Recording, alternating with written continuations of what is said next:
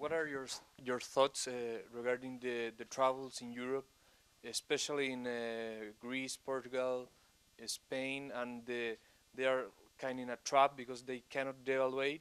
So if at the final it was a bad decision to be in the Eurozone. Yeah, you got to replay my lectures from 2001 and 2002, where I'm saying the matter of time for the euro. Because basically, the problem is that Greece and Ireland and Portugal and Spain, they have no monetary policy. They've made some decisions that in a growing economy might have worked out, but we're not going to grow forever. We're going to have recessions. And it turns out that they're in desperate shape. But they can't devalue, right? They're locked into this.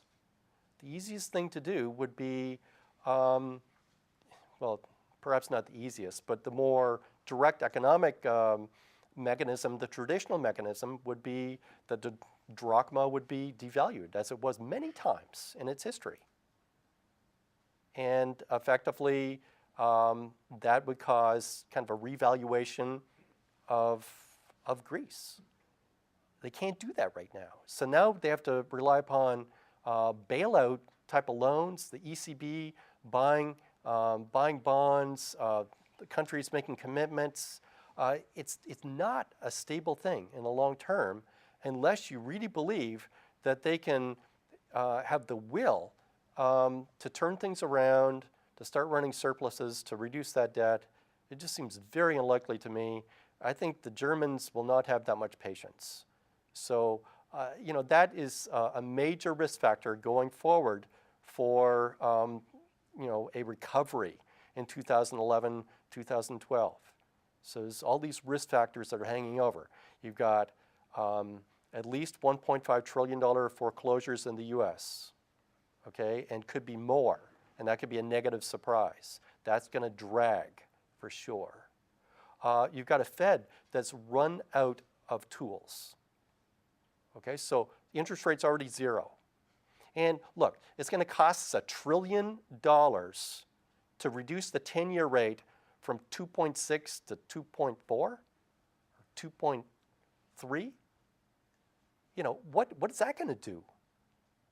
Is that going to make firms decide to go ahead with investment projects because rates are, 25 basis points lower? No. And the third thing is just the huge amount of uncertainty as to what's going to happen in Europe. And it's not it is not easy to make these changes. It's very interesting to see what happened in France, where you've basically shut down the country because you're raising the retirement age from 60 to 62.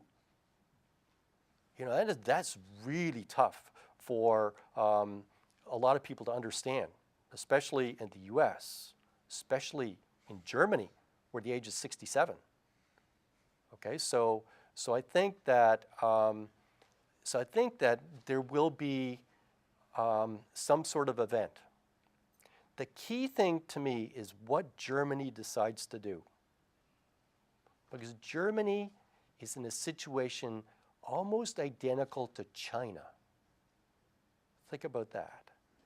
That if the Deutschmark was around, it would be appreciating very significantly, while the currencies of these other countries would be depreciating. But instead, they're kind of locked into this euro, and that drives their export sector. The same thing as China. And their economy is greatly benefited. So for Germany, there's a huge incentive to stay in the euro, but at some point, you kind of go beyond, and it's just not worth it to continue to bail out. So I think that is definitely, in terms of my list of things that could be a big deal, that's definitely a big deal. It's number 3. Number 4 is just the persistent level of 12% unemployment. So I'm counting not just the official rate, but the people that have given up. And the rate's about 12%, maybe 12.5%, depending on how you count. And to have 12% unemployment for a number of years in the US, okay, other countries have had unemployment like that.